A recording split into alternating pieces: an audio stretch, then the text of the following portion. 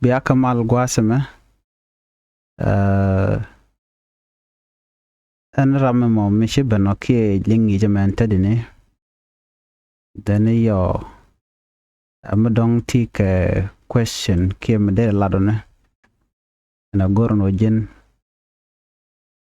bi garping gwasemo ko bama ladi ba banen mekani subscribe ne ka jan channel me gorno jin der subscribe Kanwe language school ban right etin konta lat karodian te dongde kon ka linka jen ngi jema re ngi kana me ban ngi ka kan te ti nen kon chal ka ban toknat ke very important murai kon ko dongde rande tok der jangach ne te ngwan la te ke rek ngai toknat ban right ka ban toknat ban right ka ban shek jawdien ban right ka ban yuali ka ban right bok tin chal kere bane men yam gwasa men goro long der ari mamba one ka tognat mu gora no be ngach ano tin yam ka ken ti chal keti a e o u ano na me chale a e o ke u. Okay, mi jen gui ja kwas mane. Ko dera andera jamal ngaja longon ko anu wat iti ngum lot kana. Na dera andera me dera jangach. So gor jono bu kono kwen kel bana kula we pin kwas me, you know. So gwada danan chi ka ngake ditine. La tiaga lon ko de tokna to mo deri ngach, you know. Tin gui kon ko kwas me Jere kan te chalga bana tongnata na me a e o u wa ya ba pa ma ano dere guch long ano mi ja kwen kon ka tanen kon ka jama deran dere to kokien gwasmo tenena to dere ka ngach na me na nga nya ra da za ta sa la ka to kon ka gwasmo de kon gwich ko dob dan dong de kon gwich ke ja gwad me na me de kon choli ka na men nga a cha ja e a o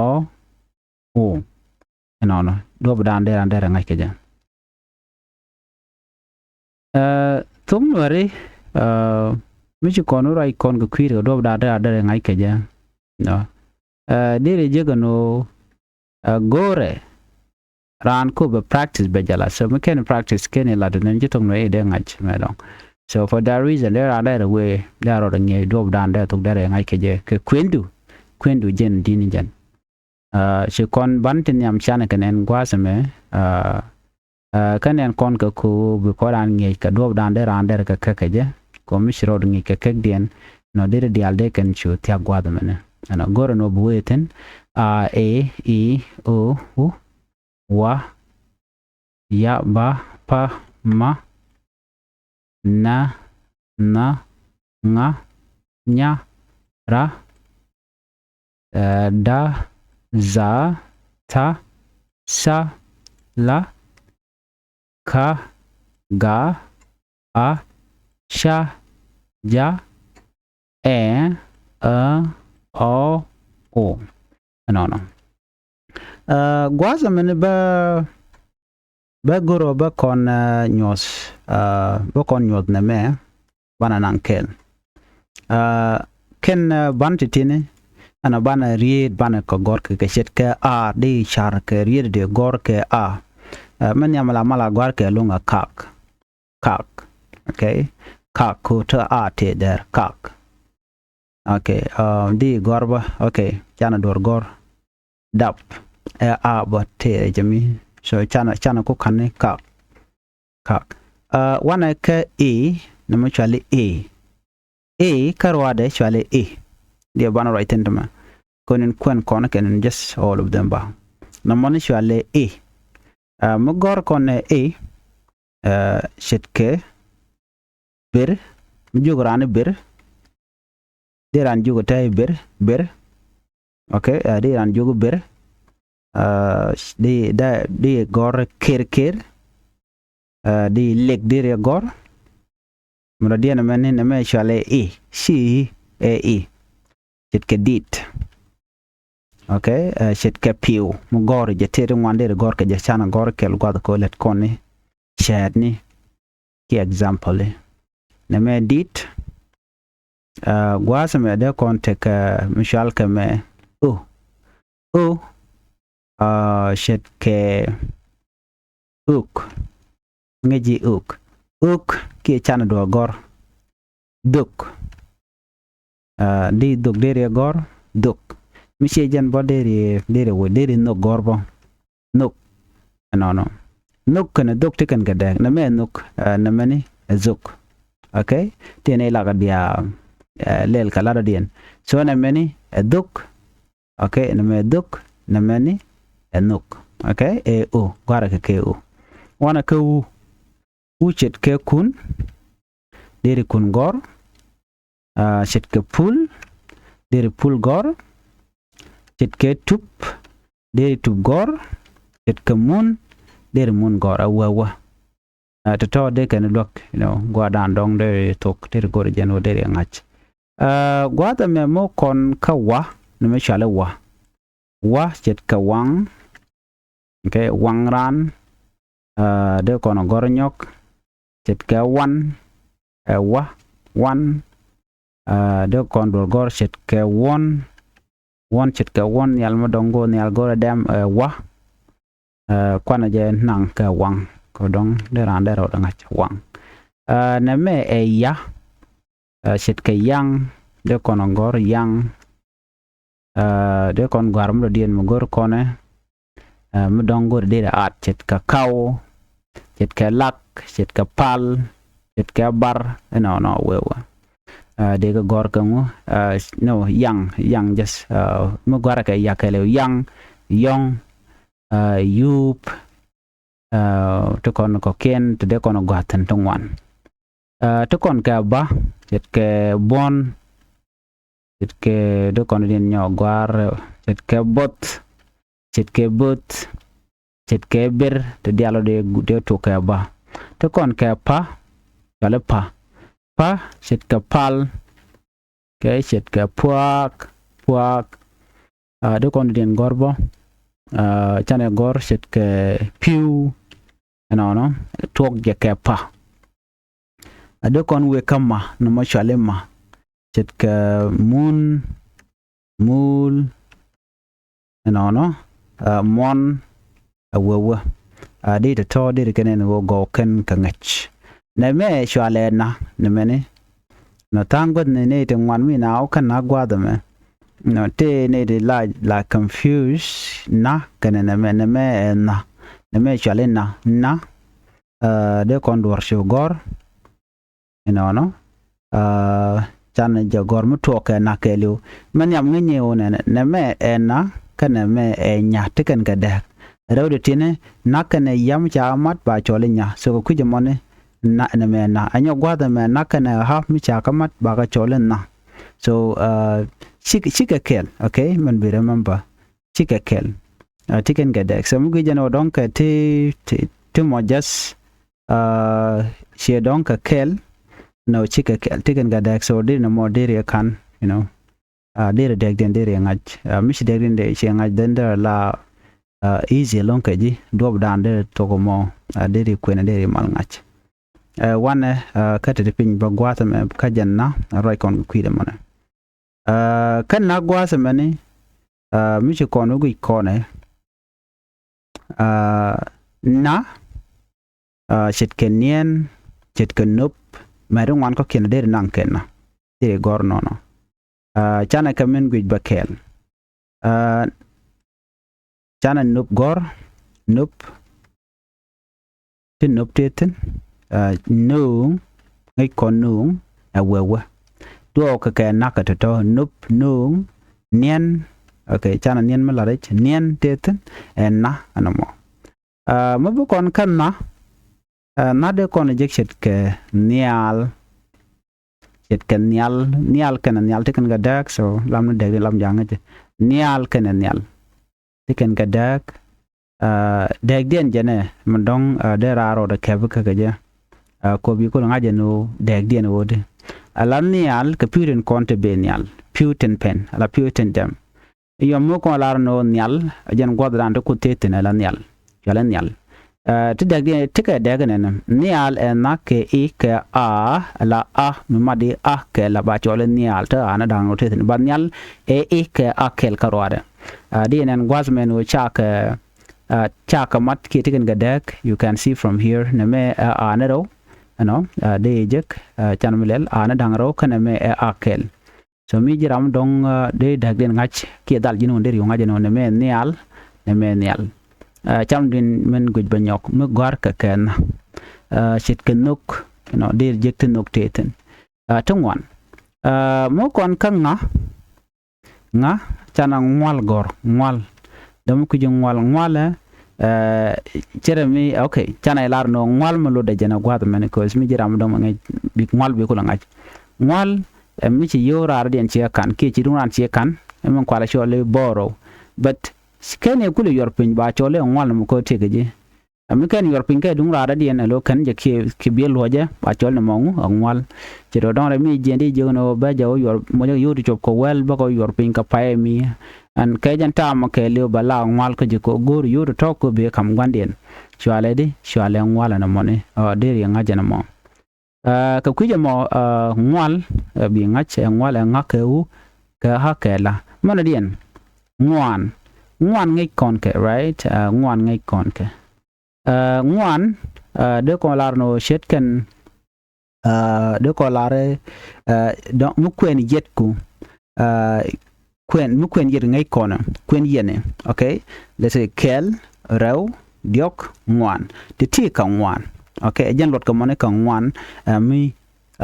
chawo ngwan so gware de yo ngay gwaz meno ngwan ti teken ke lot ka dob dana gwar ke ngwan de kon mu den yogo garba ngwach yo ngaji ngwach mu ngweji ko umdo okay chala ngwach mu ngweji ko umdo ba chala ngwach so bi ngaji no ngwach te ka de kan mena mradiana me nya banwe kanya nya chetke nyuak chetke nyal chetke nyuk ngaji nyuk mu nyok no okay chana men gore okay nyuk janon katangwan nyuak nyal nyuk wen nyade nyalwak nyamal nyarot nyibol chiyo tokan dia toka ko toka kenya bi ngaji no nya te kelot wana kara ragwa de me cheke run de ko ne go run wang okay run wang chana we gwada mata kon ke run dial okay me dong gor kone de kon to de kon ngach na me mena jako bokulo kwa lerche chi ikon one okay kon te bana kola ne anako okay run wang run dial okay rot na mo gor jede rot de gor okay riek na mo go riek kan riek tikan ga dak so mi jindong ram na me chale riek different yen jana ko goro bi ngach riek okay mi jindong ram ku je riek kan jari gwado mane bakan dial baka baladje what it mean ka tungnat kimalut kana riek jen mi chitwok magang natin ba chole riek na mone ngu riek michi mi jek che lat ke chi kore to ba lar no to kon kariya ka jan mulo rieka mo kono kariya jen chere ke shoot chere jad me lalat ke to lwa ki to duel en jad mo chere la chere mi jad kot la ngak la ka ngap ke tungde bala no mo area kot eno ka ngayena ka ta danan to go gway tiken geje la kan tiker yak ne yan ko tiker yak on ram chale ker yak lon ne kan go gway ne to tone so diri ngaje na mo malut rieka kan mo lot rieka tiken ka de kan dangro kan titi jana mo no lot ka na me da shet ke dol shet ke dul okay shet ke do shet ke diok no we de jegano gwara ka dak kan dial mda diana me bala za shet ke duk shet ke do kono cholo no okay dun okay dan no ka dialo tegete enemy deri nanke za diana monderi nange jamone wana kata ta shet ke tut shet ke tung shet ke tuer like rami mami tuer dar e chole tuer nya luak tuer dar nya yul tuer dar no shale tuer ngume tuere no la mete mi do ka dor de nangade tuer ken je okay de nang no na me tuer okay to kon ka sa shet ke tok shet ke de kondor gorno tiol dong me ken meling tiol ci tiol ya ene dore nang tiol tok tiol awewe de na mo de ngach ka ta dana gwar ka je tok me ngaje tok ngaje tiol de kon chalo no ka tok english chalo fet okay de kon ke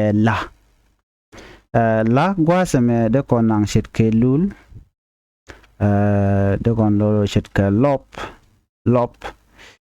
nyalwa ke piu lop ki je piu tol to kon nang no lop no mon mi cha lop to kon ke ler mugor kona de kon chol non so titi de ngach mara dien bala ka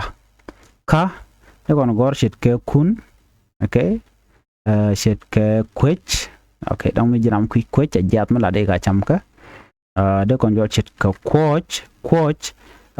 kwech me lo gwad mi jene ko jamila jel karware cha jel ka ngwana kel ki cha jel kana shet kami cha wo muk jana muk mila jel karware de doar ko ngada rode bume na bar me de temper ke de ko ngada rode ba chole coach ramme mo jel karware ka lwang rode lo bume chale coach jan lot mo ke coach gwase mene wana kamando dien me de kono nyoka menen kono mi chalele ga gwase me ga shet ka gor de kon gor shet ka gwech de kon gor awewe so bi ngaje no mo ga to kon ke mshal ke me a me nen kon me this one shet ka de gor shet ka hen shet ka on no awewe de ben ka sha gwase me shamalu de de kon do gor shet ke switch shet ke cham awewe no to kon ke ja ka tung nat shet ke de koron gor jom jak no awewe wene ke jog badir jog de gor ba kan dial gor ke je kan mo bandan ja gwasa me ka jen tok nuari katin kon lat kon ka da la ne me mishal ke me me jen bayol ke kire baka de kon lar no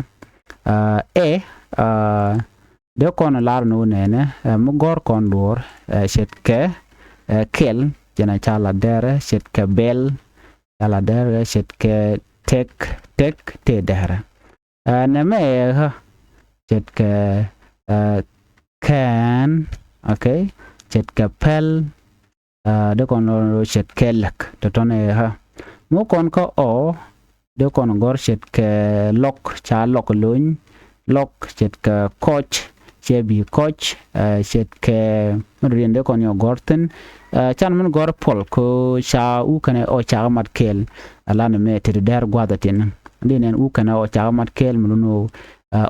o te ke meaning medit okay u kon ka o shet ke kol shet ke tok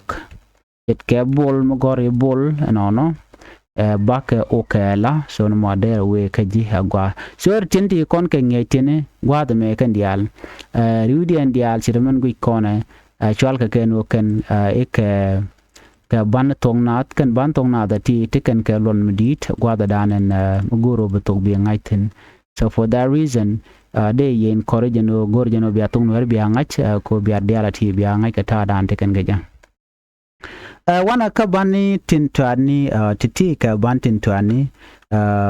so gorjeno de rander ka ngach you know bantin twane jen the same at bantin kon in chan right tin but gwar in a different kind of gwar tin baka kwen nyok odiyenen bani tin twane ki de kon jolo banatin cha gor la tot ne me shale a e o u wa ya ba pa ma na nga nya ra da za ta sa la ka ga a sha ja ban wo nyam gwa ka ga sha ja katin jak tinde kon ngenen gwa me de la ne me menen kon mo gwa sama e a o anon kan dik pai kon ngenen tine kan dial shal ke e banni tognat cha kulo gore ke ka gwara dien chimenen yen mo gwa sama ngu me cha do gore gwara dien nyu de ajen kala badno chao gore ka gwaran tot dan de gi jeno de ganen ka je ke tekana de ka je ko bandit te ka gwada dan de bandit de ga use ka je ka gwada dan de bandit an de ga use ka je okay but de jene kala ne cheme time do ka de nan ka bandit but me tot je banalal malat de shang akan tot so na me de la jen man yamande yana ngach ka do dan de ngak de ngai ka je gwaza me bana right you know ke contentual ke band check jordan band check jordan do me ke ngaje no ka ngane ke band kontin band dialo ke band tongnat ke 29 ke tin chukon en man dan abalo tin en tam biak band ka kwen kel bu kon ko ben ka band ti atinen kontin chana mun lo jogwad me kwana band ti tin okay mo kwen kone chana kef kel rew diok ngwan diech bakel baro badek bangwan well kel wero well jok well ngwan well diech well bakel well baro well badek well bangwan yandangro kel widero wide diok wide ngwan wide diech wide bakel wide baro wide badek wide bangwan bande yandangro wide bangwan kan bana ti kan dial ke bananga de koncholo no banni tok nat ke banni ti shop jandang ro wida bangwan chana me la nono kan ban jok pe jandang ro bangwan de ti de ko na nyok mu ko na indicate no tele bani yuali chana gor tele re banaten tele rape bani ten ko me chare ban ya ko laten yo bigo kan kula we bigo rodin kula re but for now tin channel mare ndial kade jandang ro bangwan te right na ban ko break down bukon ko break down ke ban ka bukon ke lel kel ban ka da bukon ban che jordan ban ka la gol ka bukon ban kon chal ka bani re ban ke ban yal ban ka la gol ka we going to divide them into 3 part ka tungnat ko ka tuging lila take a vowel ka extended vowel ka kandi chal ka consonant so kenyam ban consonant ban ka la gol ka we're going to put consonant aside and then we are also going to put this vowel sound aside and we go ahead with the extended vowel sound ka tungnat chana jamin gu gwasame okay kwana ben kamanda an pai kon guch bana ten shek jordan gwasamene shetka wa ya okay go be cool to understanding mo go chana gu gom wa ame jen ba yol okay I mean bayol I mean a ban check jordan remember this part bayol ka jename I mean ban check jordan very important ban check jordan okay goro bi ngaje man ban check jordan kenen kon to gwasamene man yam ci kon nen wa ya ba pa ma na na nga nya ra da za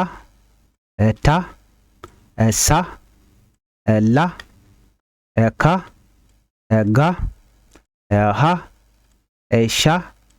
ja mugudika kan bana de ti madien dial ken ke jandang ro wi de bangwan ka jandang ro wi de bangwan ka kan bana dial ti mi ci kono kon de kon jiga sorry ka jandang ro ke bani ti jandang ro kan bana jandang ro de ti ke ti shal ke e bana tin shek jawden so kan bana shek jawden ti nen kon te gwasame mi ci gorno bi kan ka dob dande ngai ke je you know bi degen bi ngai ko si bu kan ko mojo okay kan bana kon shal ke bana shek jawden ke shop ko de ka jandang ro ka la dia no kan bana ti ke bana ti la to ke riet en rien mo garke to ka je ke bayol ka cha tu lora bang to ga je ka bayol ka bana kulo ne so me kan so to ga ka ban shek jode ja la to ko te dialo re dial kon pai kon ga kwen ke te kwen kon mentem to ka ke ba en shek jode ba kulo gor ba yolka so one of the mane madian dia remember this ko in case dong mi chaje won ke chaje teach ano en go kan banitin kon shek jode en kade ken ke jen dangro bani shek jawden ken ka jendangro bani tin shek jod kien ke banin shek jawden ka jendangro remember this lesson okay jalgati bani ti shek jawden muguru kwendi ndere chu je gwasme ko bi road kula jaga familiar ka ke ki dere ngaje no ko ngune na me shale wa na me shale ya na me shale ba na me shale pa na me shale ma na me shale na na me shale na na me shale nga na me shale nya na me shale ra na me shale da na me shale za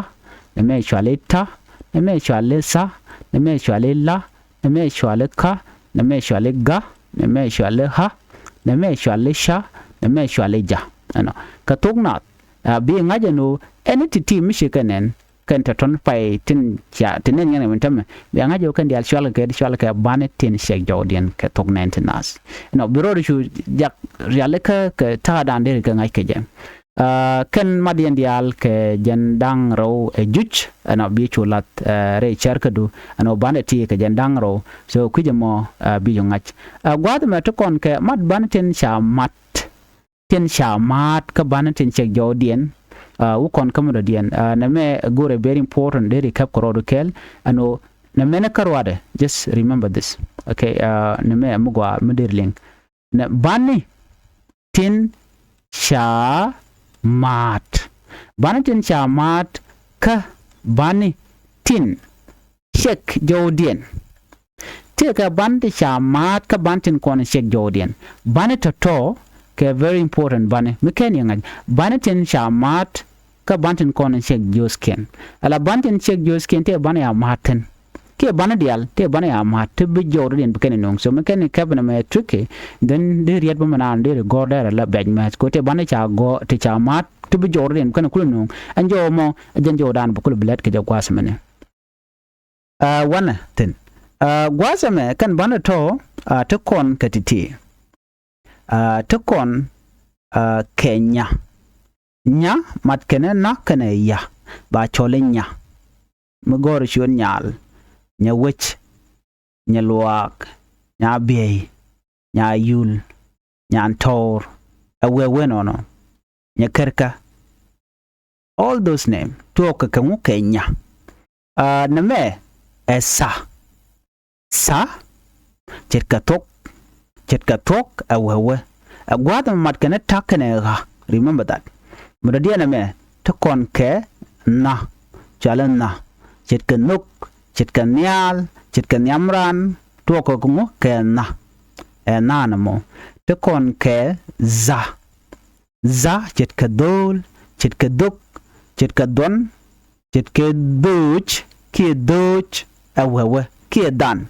no ti dialati de kanji ngie che long gwaza dan gor jeno dere tok nat adere ngai keje ko kon gor kon bana tung no bana ngai la tok so bana ti diale bana karimamba na me enyal na meni etok na me nial na me dol okay so gor jeno be kon diala kon dong de kon lok ka tung nuare bana ka goro bana ka ngach ka lodien ka kwendan ka ke kana deng dan ka tin kon tin gor ka gwata mene koni siang tung nuare tung mo gwa la goro de rande re jogor ka tin kon tin go tin lorodian ko deling ano bana we ka ngijen do dien gwasa me de kon guch te kon ka bande chala no bani tin shigut keriet te ka bani te shigut remember that bani te shigut bani tin shi gut keriet te ka bani te shi cha gune ken keriet ka tung nuare kan bana to la kana gay of course take ni te ka online kan e kon te la ja laro no ne me charge de lare no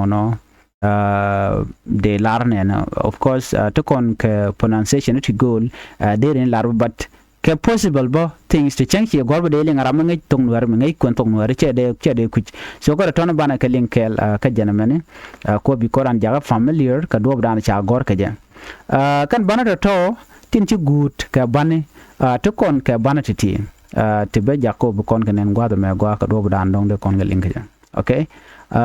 okay ben kujimi okay I just kwat ka gwado me check ko bana ka kula linkel okay neme to kon ke this let me just put them aside there okay bukon kulen amanyam neme e kach gude kamu ke cha kach tangon dong de se le kaj ke ja de good ke ja me kene sha me de good ke ja ro chi let chi de ling chi good ke ja e action mone bedil good kamu ke sha chit ke kach cha bu chole kaj che bia ja ja che gut ke riet ka tongnat ja la to ko ne riet ke bre darit ka kach kach sha la sha mi guji sha ke mi $, bi ngaje no no mongu che gut ke ja gude kamu gude ke cha shit ke kach mara den det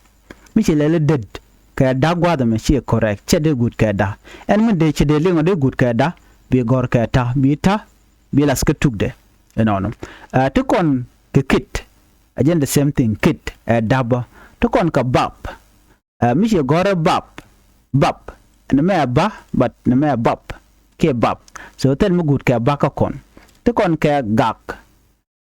don de le gak ke ga gude je no mu gut ke ga bi ngaje no gude ke ka titi bi ka rom ko rodo kel alasha ajala korego jashi korek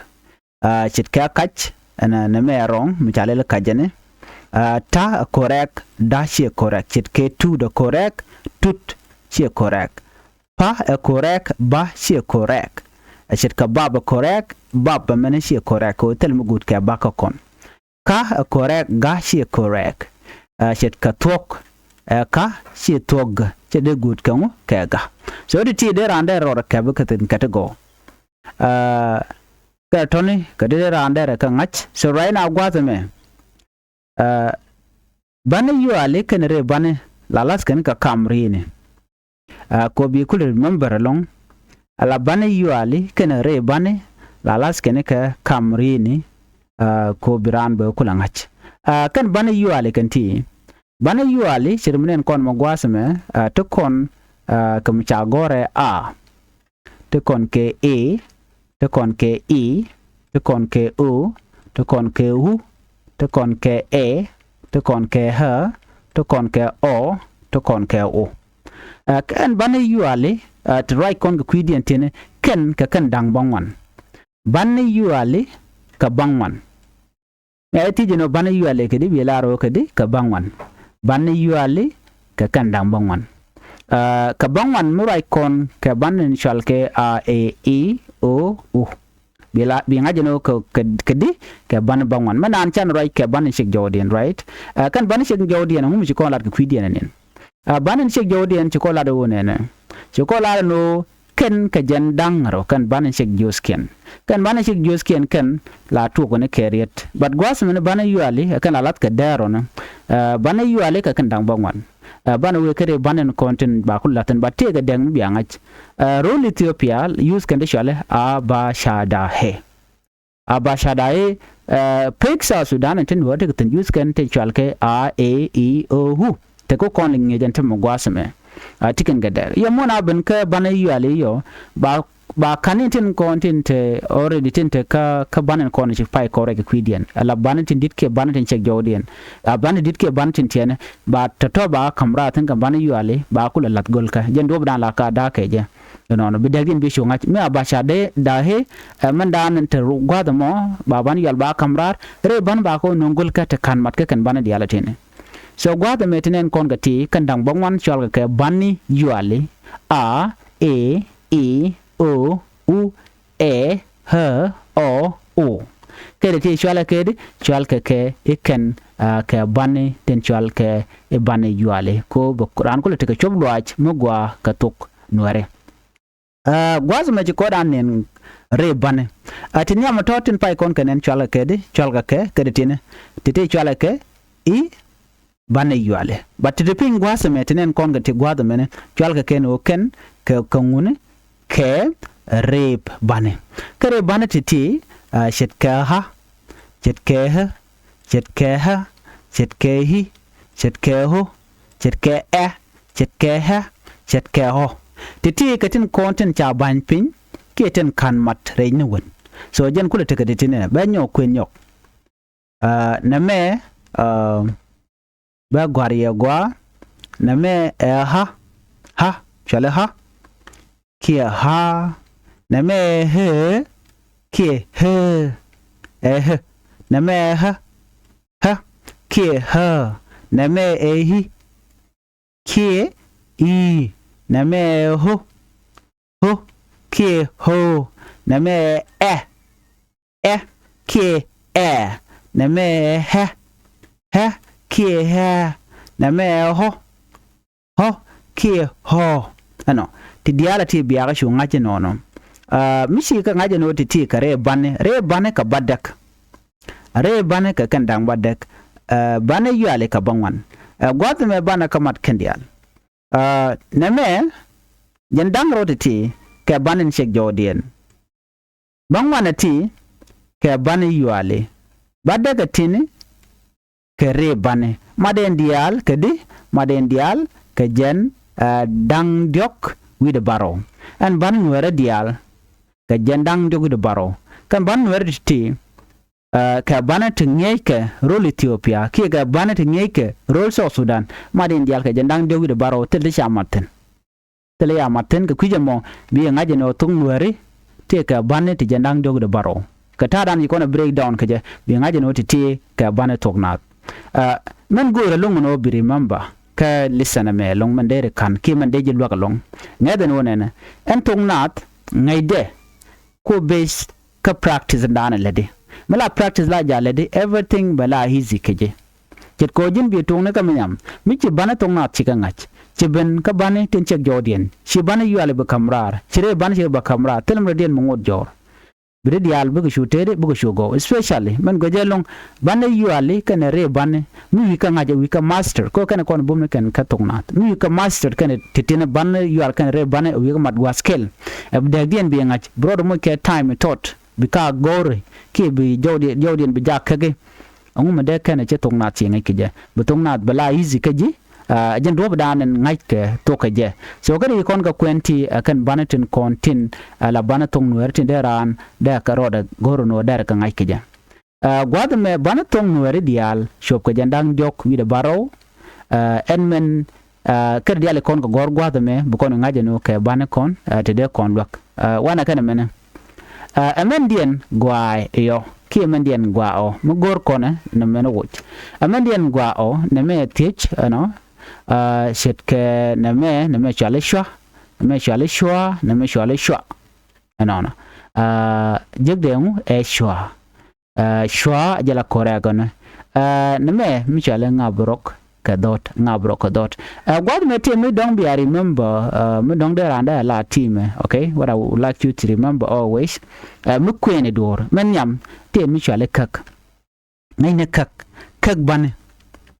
kak bani mi gor yo no butong no bi ngach bi kak bani bi del ngach so tam ci kak bani ci ngajone everything bala easy keje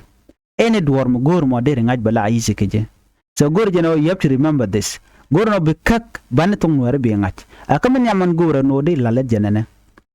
ya moja ka chat gwaz mo ko bran bo kula te ka ngany morong kak bani ya gwar na me chalema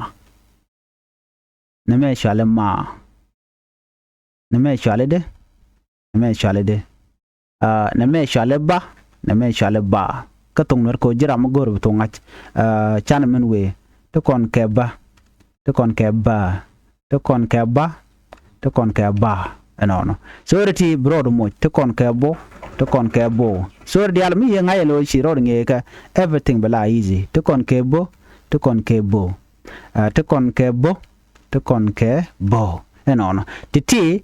bika tiaka longa ji tama danan chire license o learning them again men dini jen kada diala kon gor kon ngai dien gwasme mi chiro ngai ka kagdien chi dob dan der ka ga shi ngach I'm telling you things gonna be easy for you te dial bika tiaka ji so der na mo der ngach chana titi mine na me chale duel mugoro ne na me duel okay duel mugor dor ne de wena na got run okay chana gor got run ja ni got run ja duel anta dio je shi duel je take meaning gwata mene je take meaning ko chi kono mo chi kon do brida kel mo gwa chi kon la let mi cha ite got run ja ni got run ja duel